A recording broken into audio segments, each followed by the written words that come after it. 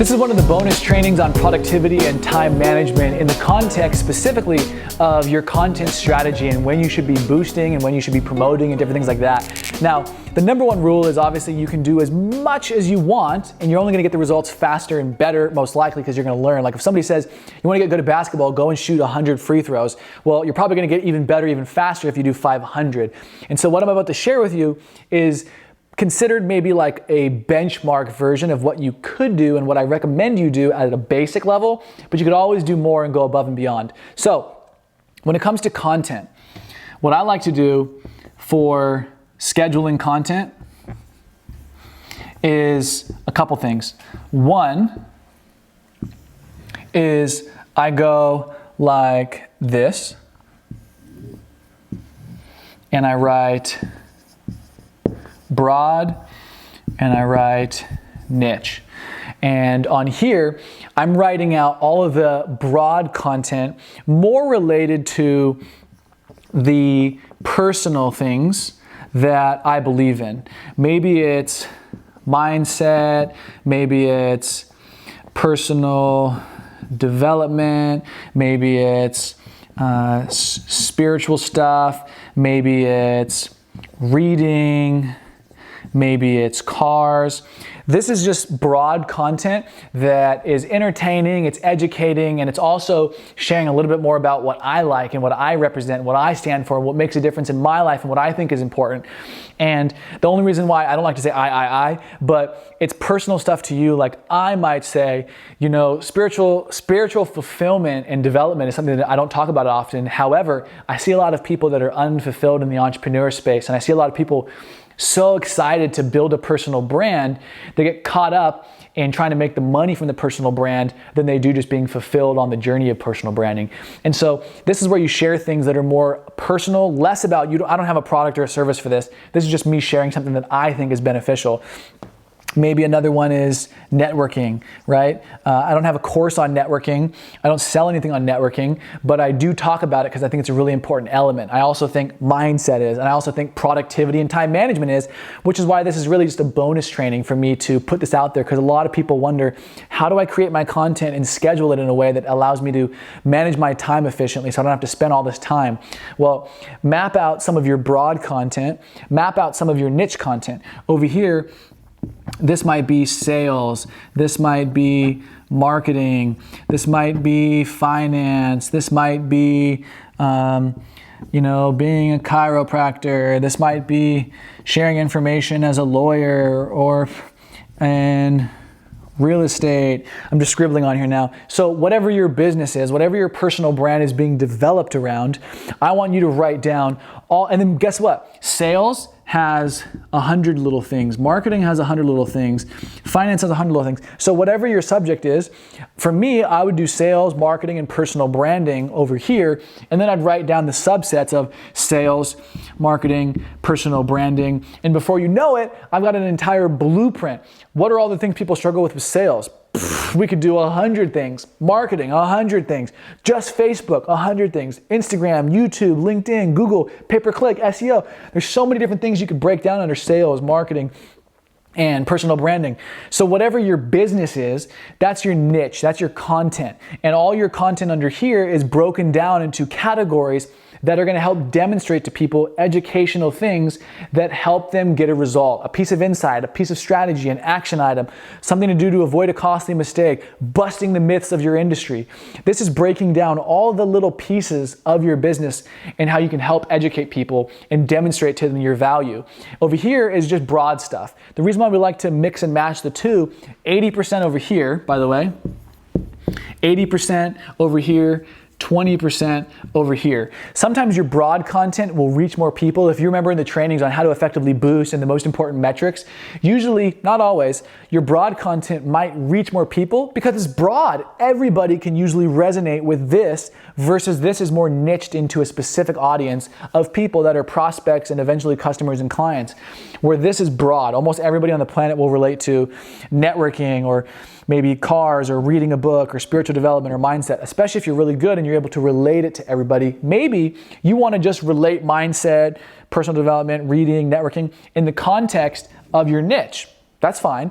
There's no right or wrong way to do it, but on the topic of scheduling content and being productive around it, don't try to sit there and be like, I know I need to film content, what should I do? And wait for inspiration. Map it out like this, have your broad content, have your niche content, and this is more personal, this is more professional.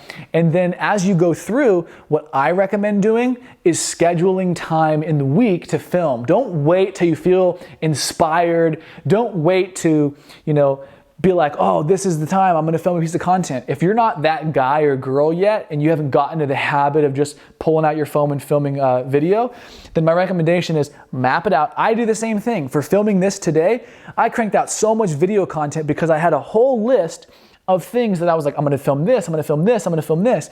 And this was on the category of more broad than niche. This was more broad content, like how to be productive and manage your time when filming content. And so this is how I schedule my content. I write on the broad, I write on the niche. I spend 80% of my time filming content about my business and what we offer and how to help people there. 20% is on broad content and things that will help people because I know they will from personal experience. And then as we go over here, what I recommend is doing at least one 60-second video per day. So the biggest takeaway from this, after you do this, I want you to film one 60-second video on one of these every day. Guess what? You want to be an overachiever? You want to go wildly crazy and get way better than everybody else faster? Do 10 a day, do 20 a day. It's 60 seconds for crying out loud. I know you got plenty of time to film a 60-second video. Here's the next thing. You don't have to upload it. It's the habit of productively managing the time in your schedule to make available a couple minutes to look at your list and say, I'm gonna film a 60-second video on this. And here's the deal. Every week, minimum, by the way, one upload a week. So, I want you to film at least, and by the way, you can do way more than this to reiterate. The minimum I want is for you to do one 60-second video per day, and I want you to upload a minimum of one of those videos per week. So at the end of the year, you have 52 videos minimum that you've uploaded, and I want you to upload them everywhere. Instagram, Facebook, LinkedIn, YouTube, so that they're everywhere.